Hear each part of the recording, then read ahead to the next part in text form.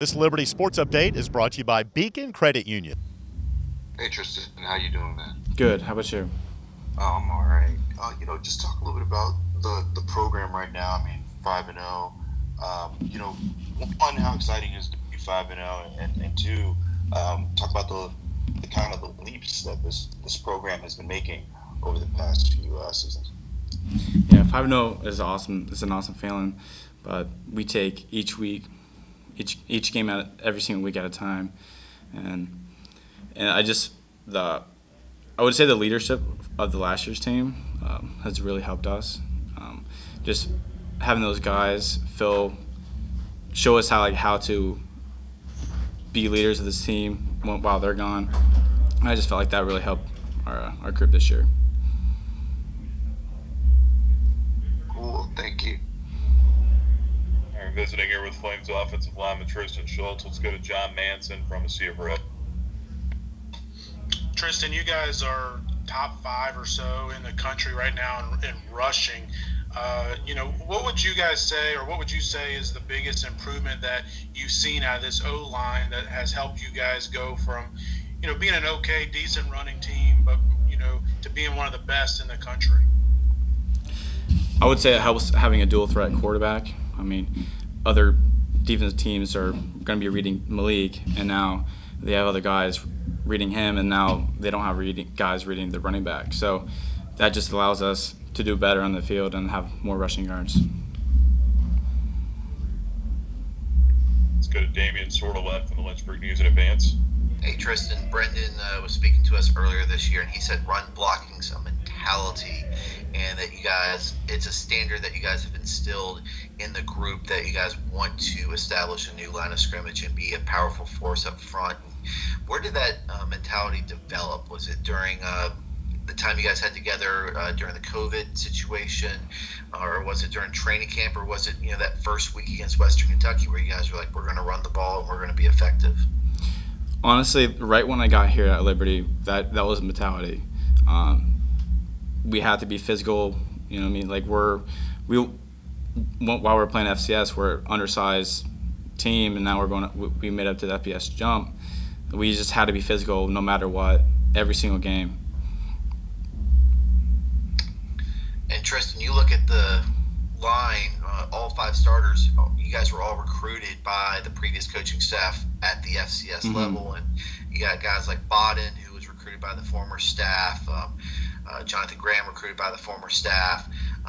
You guys play with a chip on your shoulder, and how cohesive is a unit when you guys have that chip on your shoulder and have that mentality of, these guys may be bigger, faster, stronger than us, but they're not going to outwork us? Yeah, exactly. We keep everyone accountable in our group.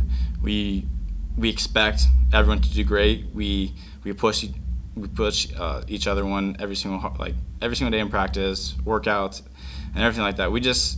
We knew before coming to each game, we're going to be the most physical team no matter what. We're going to take that D-line and just do what we're expected to do. Let's go to John Manson from a Sea of Red. Tristan, you're one of the veterans on this team. You've been around for a few years now. What does it mean to you as you are able to sit there and take us through the emotions that you've gone through this season so far, the past few days, as far as the 5-0 start, getting top 25 votes, getting a lot of national exposure for this football program compared to when you first got here, and you're an FCS team, and you're struggling against Big South competition and things of that. Just take us through your mind, your emotions that you've gone through these past few days, past few weeks, as this program's kind of exploding right in front of our eyes. I mean, we take one game one week at a time. We throw it in the trash, and we're just ready for the next game, and that's our mentality. What was that? All right, next up, let's go to Leo Johnson from College Football Primetime.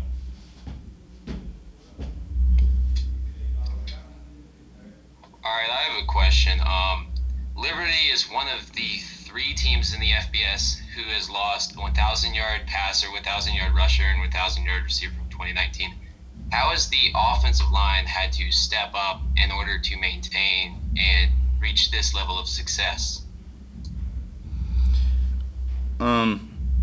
Having a quarterback, having wide receivers around us, a lot of people don't know that we had a strong wide receiver group. I mean, Antonio was awesome, but our wide receiver was great.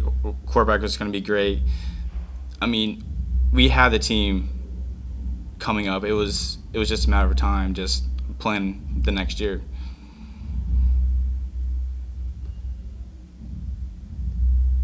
Let's go to Ryan Boy from FXR.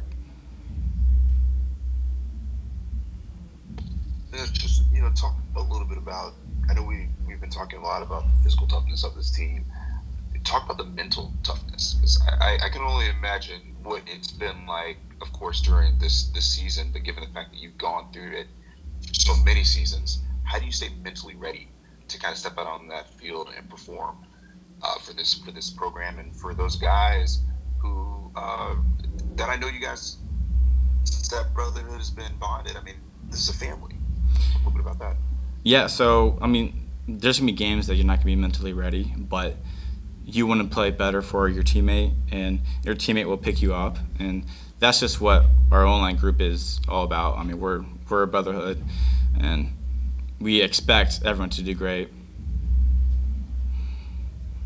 Tristan, at 5-0 now, you guys halfway through the season without a blemish. I mean, what's the confidence level that the O-line is playing with, and the rest of the team for that matter? Oh yeah, we're playing. We have a lot of confidence right now, and we expect it to keep on growing.